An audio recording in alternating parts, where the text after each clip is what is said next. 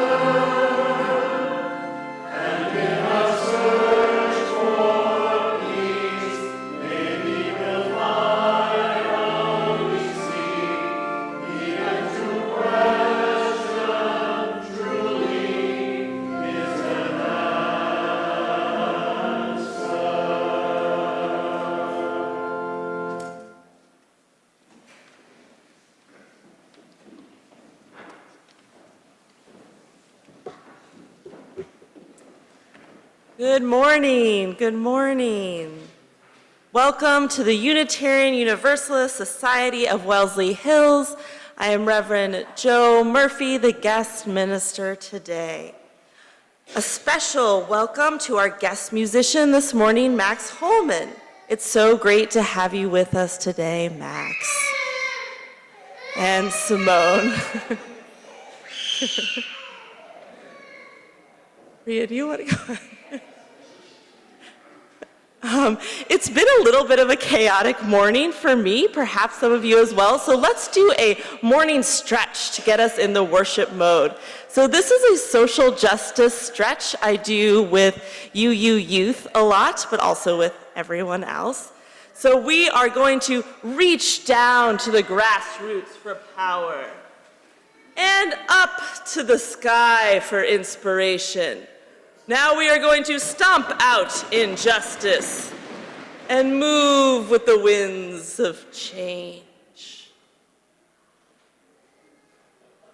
Let's do it one more time. To reach down to the grassroots for power, up to the sky for inspiration, stomp out injustice, and give it a little more vigorous step. There we go.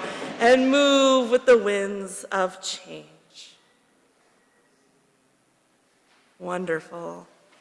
We welcome you, whoever you are, this morning to church.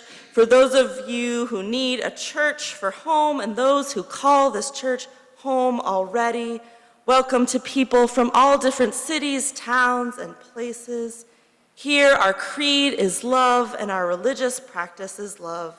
We welcome you as you are and be challenged, be more than you think you can be. We welcome you if you are not perfect, because neither are we. It is good to be together here. Some of you are here in our sanctuary. Others of you are watching from the online live stream of this service. You are all welcome. So whoever you are, wherever you find yourself on your personal spiritual journey, however you name the eternal presence, the holiness that is amongst, between, and in us, we welcome you here this morning for new beginnings, renewal as this beautiful community of faith. Welcome to the UU Wellesley Hills, where we are joyfully called to worship this morning. Yes. Okay. All right. I don't know this congregation. Is there anyone new here this morning? We want to make sure to welcome you. And if not, we'd love to just welcome each other. Turn to your neighbor, turn to the live stream, welcome those online and those in the sanctuary. Let's welcome each other with words of welcome and offering of peace.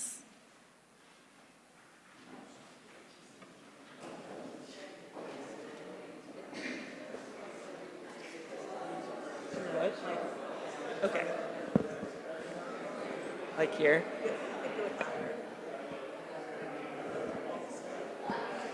Here we go. I think here maybe is good. Yeah, so he usually does it all over someone's, the people that have listed to talk. I think, yeah. I don't know. Whatever, we're flexible. You know?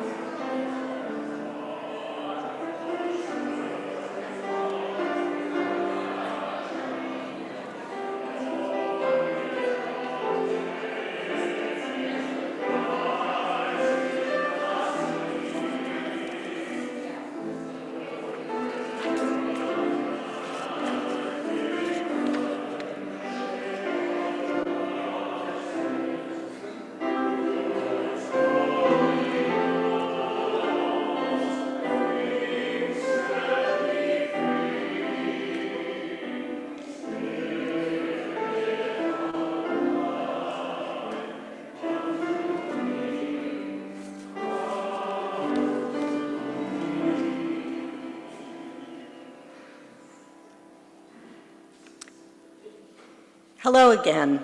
I have a few announcements. First, I wanted to introduce Joe Murphy, our guest preacher, who is the executive director of UU Mass Action, an organization that we raise money for and work closely with on a variety of advocacy issues. So Pub Theology is this Tuesday at 6:30 p.m. at Tempo in Waltham. This will be our last get-together for the church year, so come out and have some fun. Next Saturday night, May 31st, is the Golden Oldies Dance from 7 to 10 p.m. Come and join the fun. Sheila Boyle is also looking for a few volunteers to help set up earlier in the day. Let her know if you can help. Remember, next Sunday, June 1st, is our service in Marshfield. There will be no service here in the sanctuary. People who are going to Marshfield should meet at the church at 9 a.m. to carpool down. Although there will be no service in Wellesley next Sunday, we will hold our Black Lives Matter vigil as usual outside at noon. I will be here and Doug Putas will be here to lead that village, which includes many members from the community at large.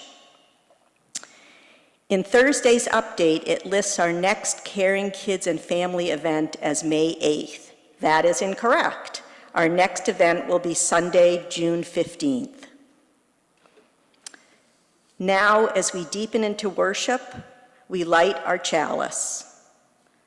The flaming chalice is not only a shining symbol of our Unitarian Universalist commitment to religious pluralism and humanitarian principles, but also a much-needed light shining into our world.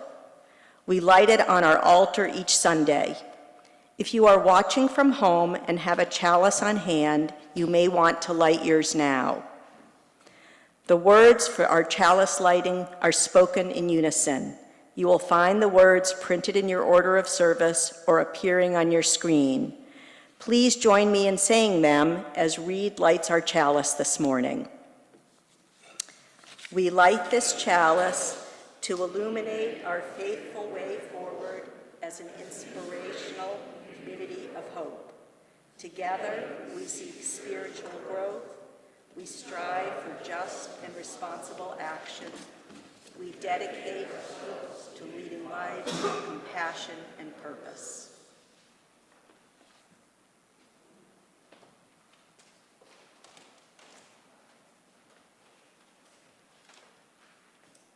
Hey, good morning again. Are there any children here besides my screaming one? No? Okay. All right, well, you will notice in your order of service that the book is listed, has been forgotten at my house. But I have found one along similar lines. The book I picked is about hope, is about catching hope in jars. And this book also captures a little bit of the essence of hope, the wanting to keep going. The Stars Will Still Shine, written by Cynthia Ryland, illustrated by Tiffany Beek.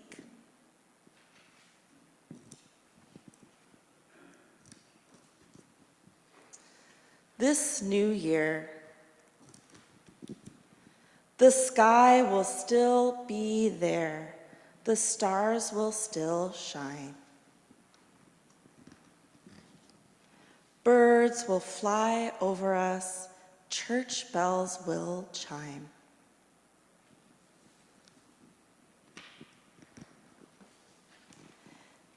Cows will have calves.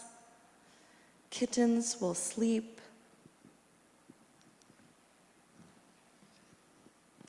Flowers will bloom as they are blooming right now. A promise they keep.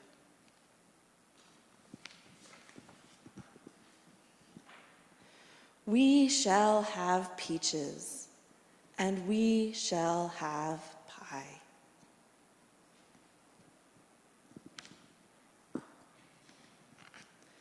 We shall have ice cream, 3 scoops high.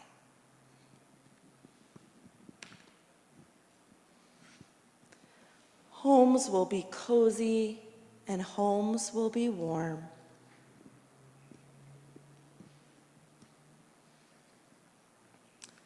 We'll curl up together when rain makes a storm.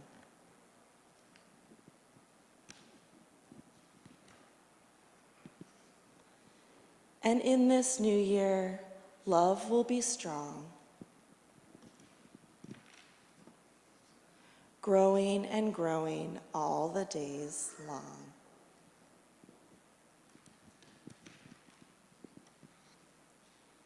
There will be goodness and there will be grace.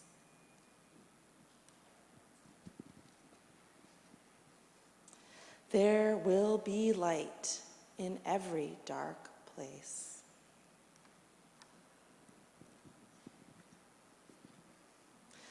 The skies will still be there, and the stars will still shine.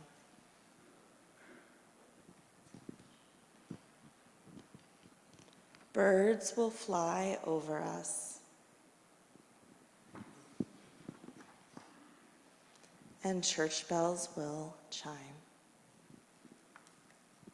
The end.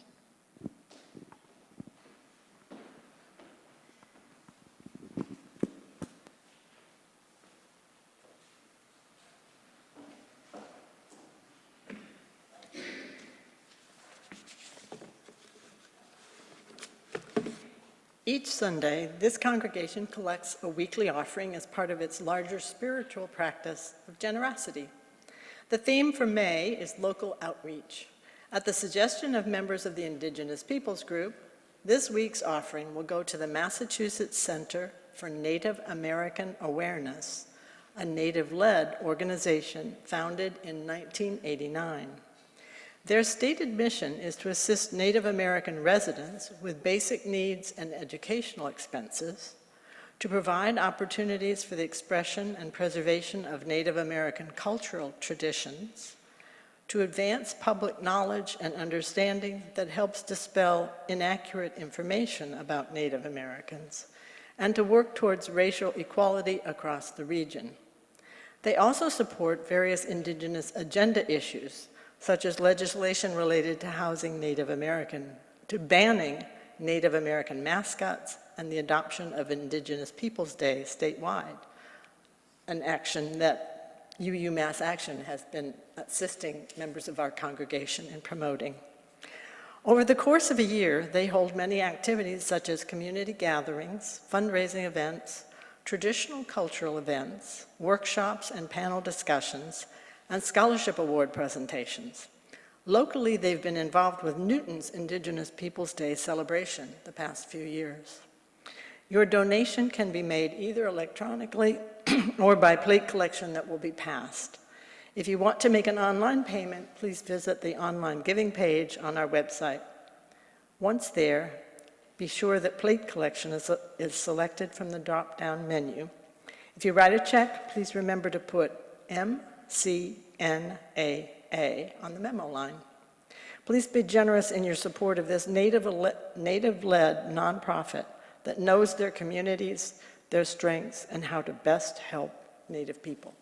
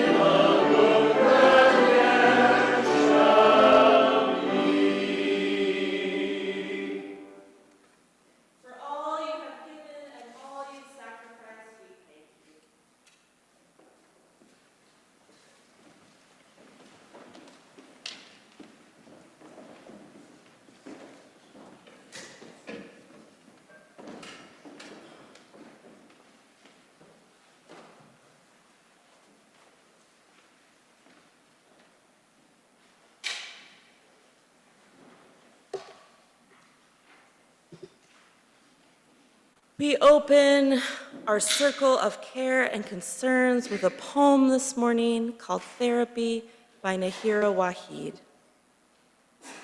The hard season will split you through, but do not worry. You will bleed water. Do not worry. This is grief. Your face will fall down and out, down your skin, and there will be scorching, but do not worry. Keep speaking the years from their hiding places. Keep coughing up smoke from all the deaths you have died. Keep the rage tender, because the soft season will come.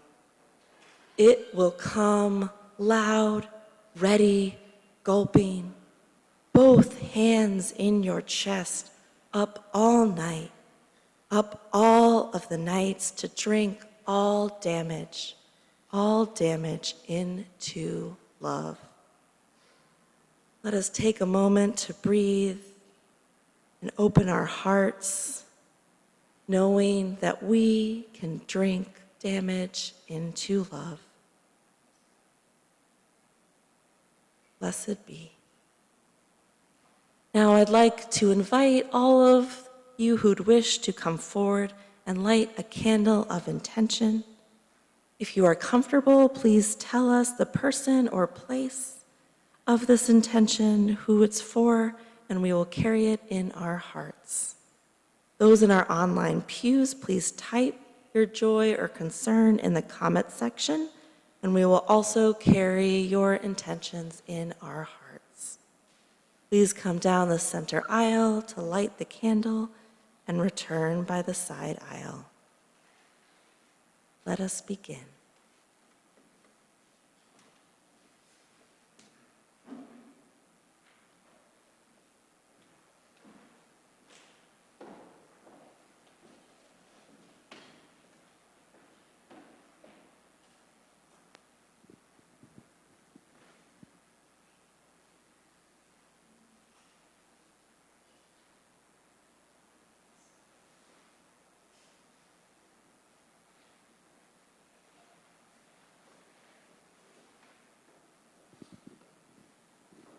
I just lit this in gratitude for this very loving and caring community.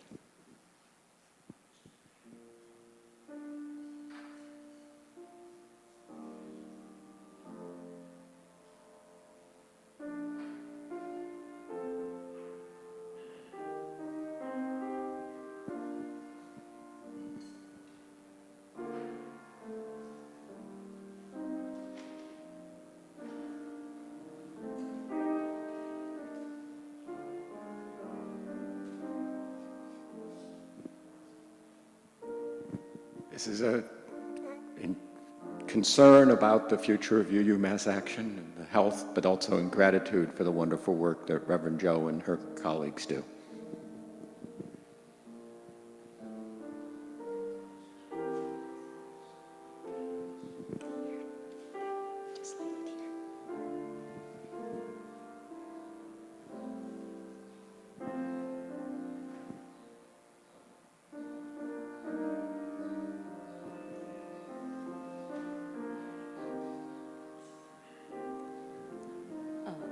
This one is for my mom, who's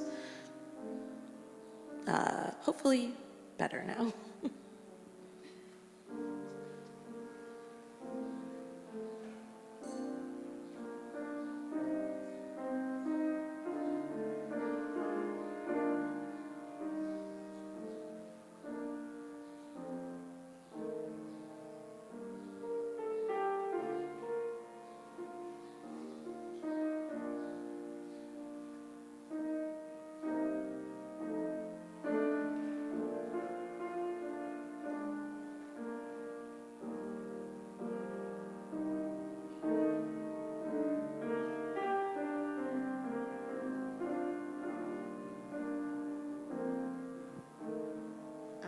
This is for Harshita Sai, who's an 8-year-old girl from Malaysia who's currently in Boston Children's Hospital fighting for her life. Please pray for her. Thank you.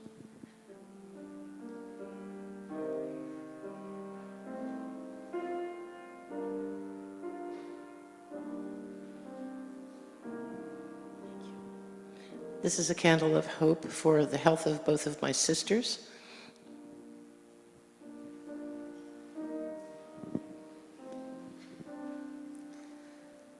I'm going to light one candle for all the intentions not said, but that we still hold in our hearts.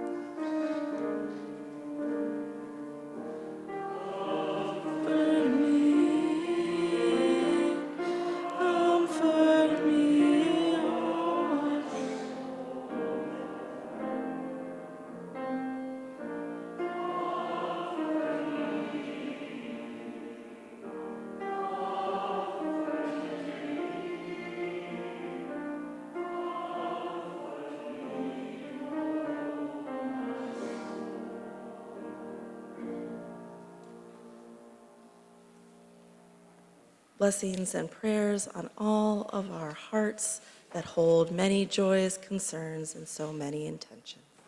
Blessed be.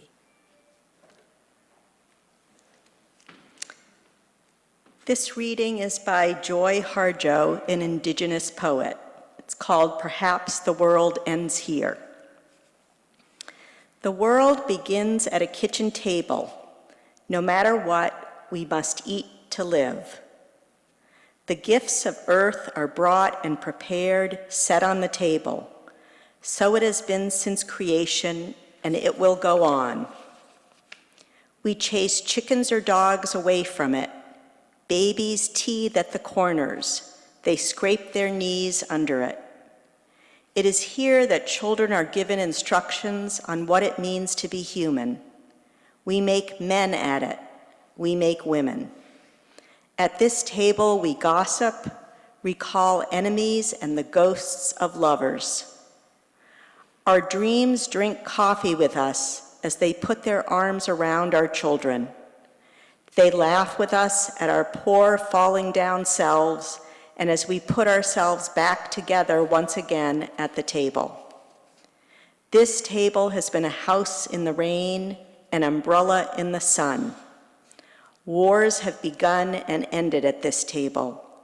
It is a place to hide in the shadow of terror, a place to celebrate the terrible victory. We have given birth on this table and have prepared our parents for burial here. At this table, we sing with joy, with sorrow. We pray of suffering and remorse. We give thanks.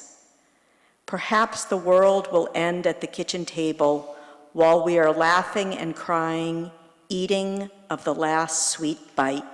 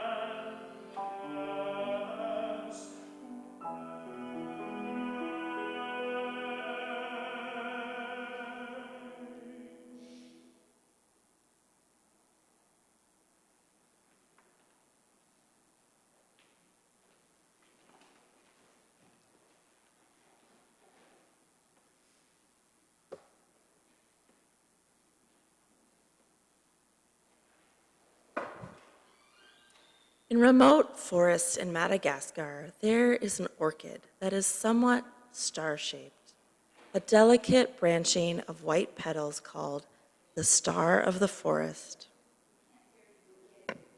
Now? Okay.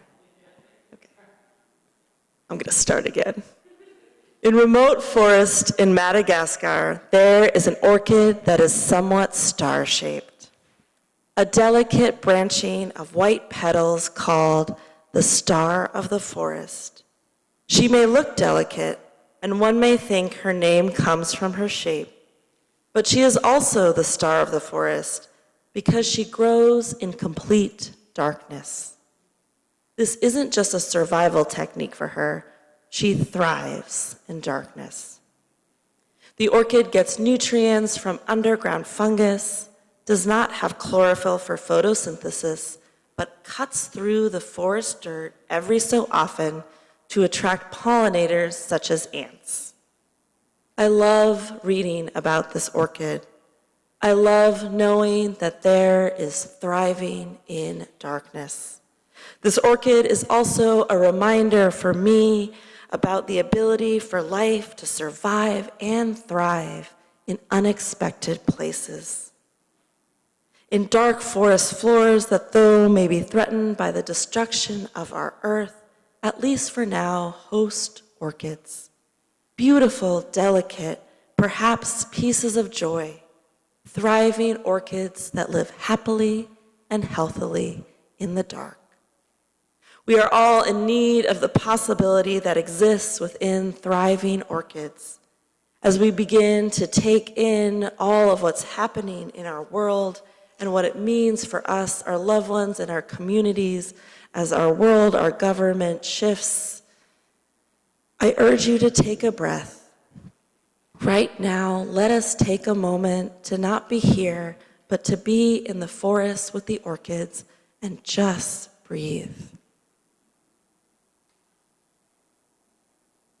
In my work as a leader of the organization UUMass Action, working alongside organizers on legislation, advocacy, and change in the areas of climate, environmental, indigenous, immigration, economic justice, and decarceration, I am sure things will shift, but honestly, most of our justice work remains the same. It just becomes more urgent.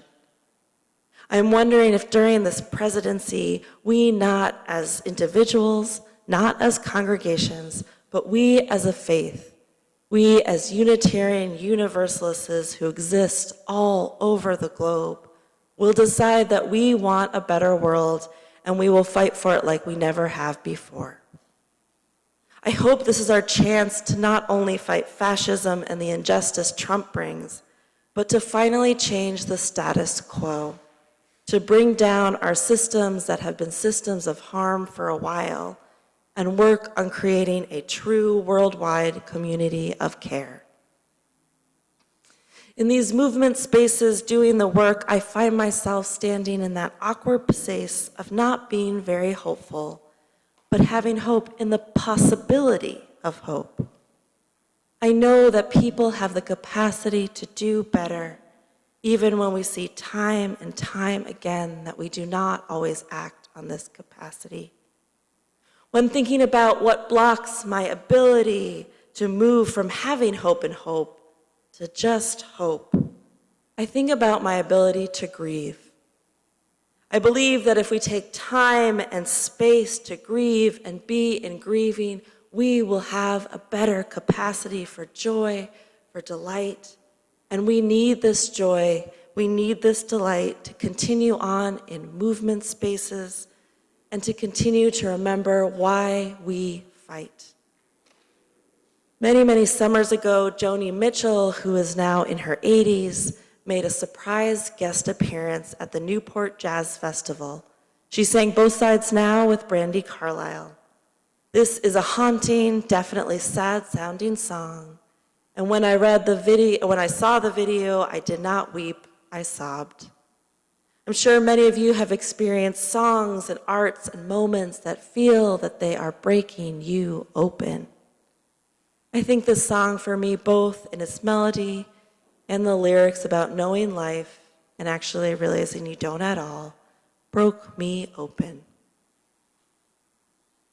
I know also that during this time, singing in community was and is always will be regulating. I think also in these moments when we talk about art and music breaking us open, it is better not to just hear it, but to actually feel it and do it. So I don't know how many of you know both sides now, but I'm going to sing a piece of it, and I invite you to hop in with your voice as you are willing and able. Rows and flows of angel hair and ice cream castles in the air and feather canyons everywhere. I've looked at clouds that way, but now they only block the sun. They rain and snow on everyone. So many things I would have done, but clouds got in the way. I've looked at clouds from both sides now, from up and down, and still somehow it's cloud illusions I recall. I really don't know clouds at all. Moons and Junes and Ferris wheels, the dizzy dancing way you feel as every fairy tale comes real. I've looked at love that way. I've looked at love from both sides now, from up and down, and still somehow it's life's illusions I recall. I really don't know love at all. Thank you. Part of me sobbing in this moment was part just due to beauty, part loving Joni Mitchell and seeing her still singing, and part of it was I just needed to cry. I was reminded of the Adrienne Marie Brown quote, "Remember, you are water. Of course you leave salt trails. Of course you are crying." In a sermon about despair written in 2019, Reverend Victoria Safford responds to the grief and despair people were feeling at the time. She says, "Time is not an arrow. It is not an arrow shot from the bow at the beginning, propelling history inevitably in one doomed direction. It is not. There are no straight lines in this round world, no guarantees. Seasons change and movements grow. Hearts beat on, and like all things, like water, ebb and flow. Despair can give way to resistance if you voice it in community. Grief can become resilience if you honor the weight of it and let others help you bear it. Cynicism can be melted, grim certainty unrested. Apathy can wake up if the music's loud and strong enough. In this time of our history when violence rages on, wars begin and continue, our climate feels on edge, if not already in the midst of despair. And there is reason for despair. There is reason for despair, for grief, for cynicism, for apathy. It is one thing to talk about melting cynicism, having despair give way to resistance, but how does all of this come about? How are we not consumed by despair? How do we carve and make room for joy, delight, the things that make our world, our survival worthwhile and beautiful? Well, my recipe is threefold. First, don't forget your people. Gather them, cook for them, care for them, love them in all the ways possible. And be gathered. Let your people gather you, cook for you, love you. Gather your people, be gathered, and then let yourself cry. Let yourself grieve. And finally, after being gathered, after grieving, we remind ourselves why we survive. This is the part where we dance, we eat the food we have cooked, we sing, we remember that our survival is beautiful. Do not forget your people, let yourself cry and grieve, and remember why we want to survive. Often, before I board a plane, I text many people. I then turn my phone on airplane mode, and when I get off the plane, my phone starts dinging.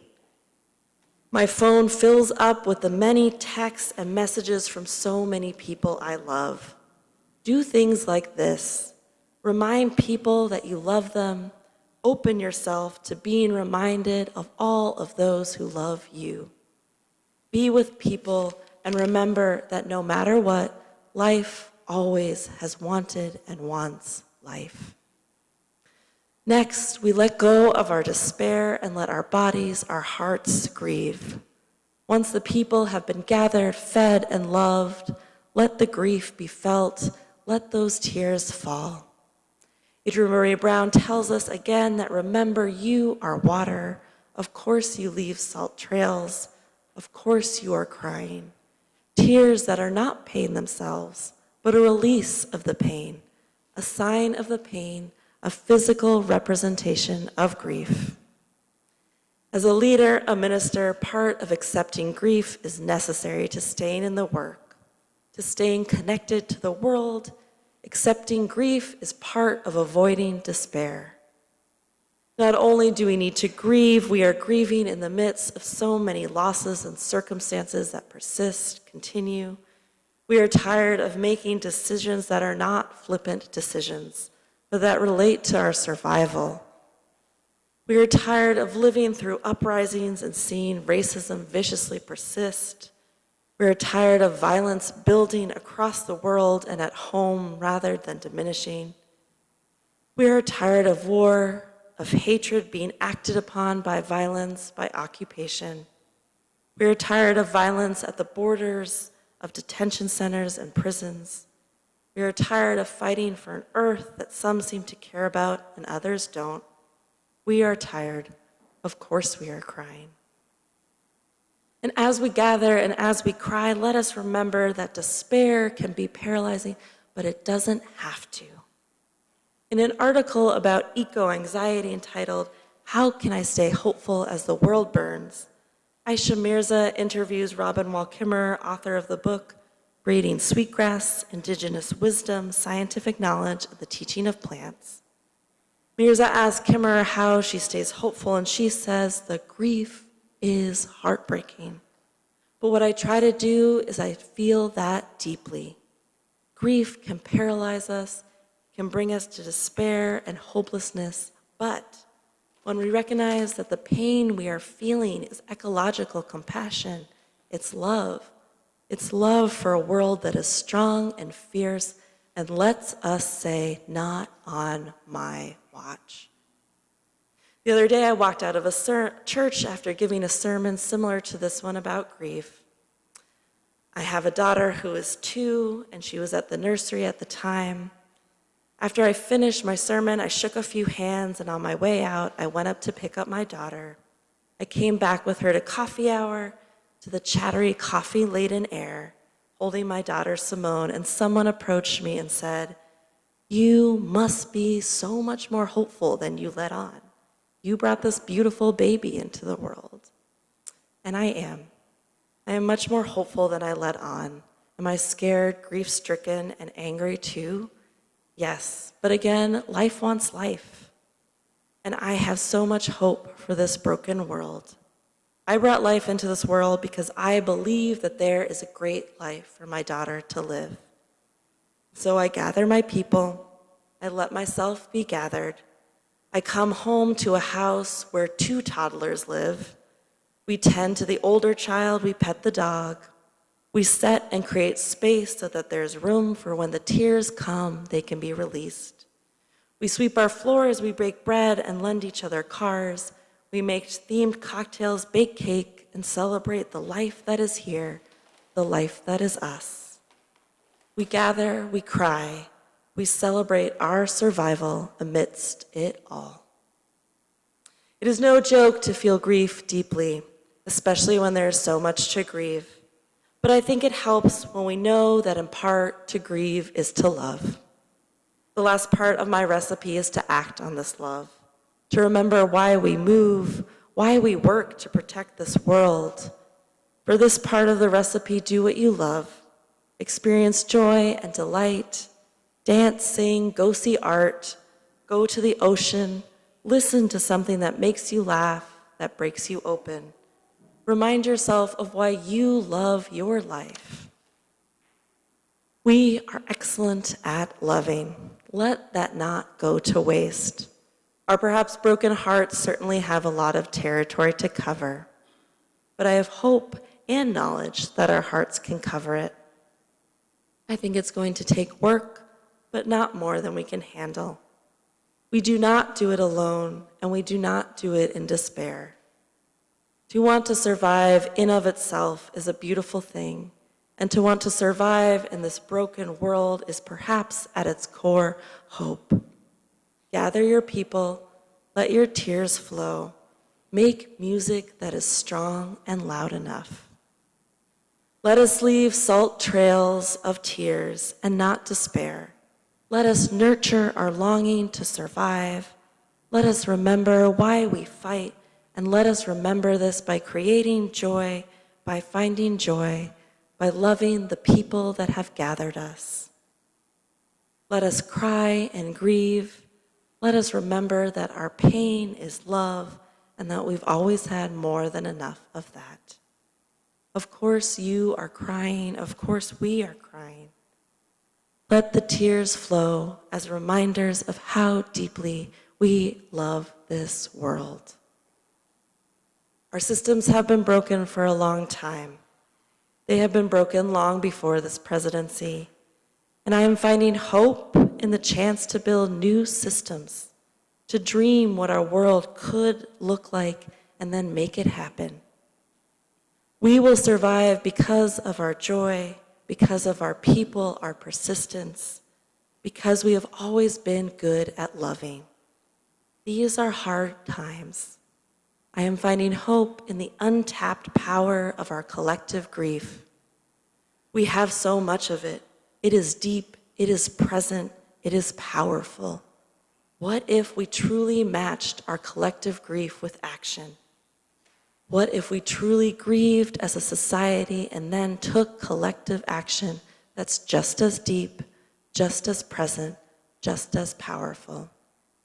At UUMass Action, we have a lot of hope and faith in building power. Let us all keep building power. Let us not ignore our grief, but find the energy and life within it. And let us match this energy in life with action. Let us remember to want to survive in of itself is a beautiful thing, and to want to survive in a beautiful broken world is an even more beautiful thing. And perhaps it is at its core hope. Bless us and our survival, and bless this hope. If you would now join me in rising as you are able in singing our closing hymn, number 1028, in the Teal hymnal, The Fire of Commitment.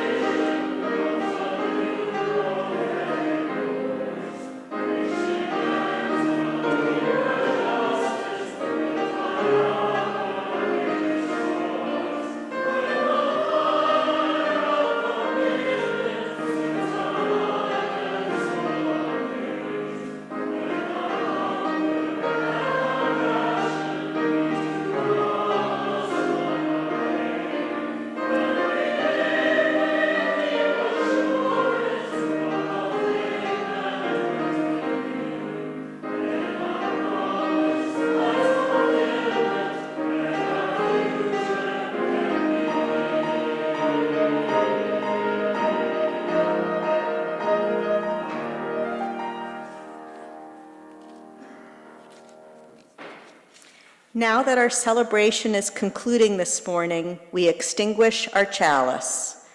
Our closing words are spoken in unison. You will find them printed in your order of service or appearing on your screen. Extinguishing this flame, which has burned bright in our midst, we revere what has been kindled within each one of us. Warmth and community, the light of truth, our perpetual spark of hope.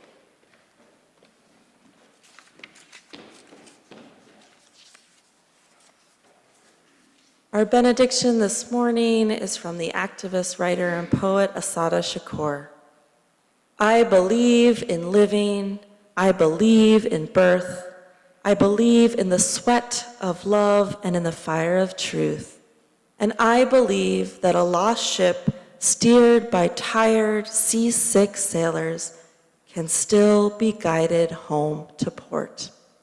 Amen and blessed be.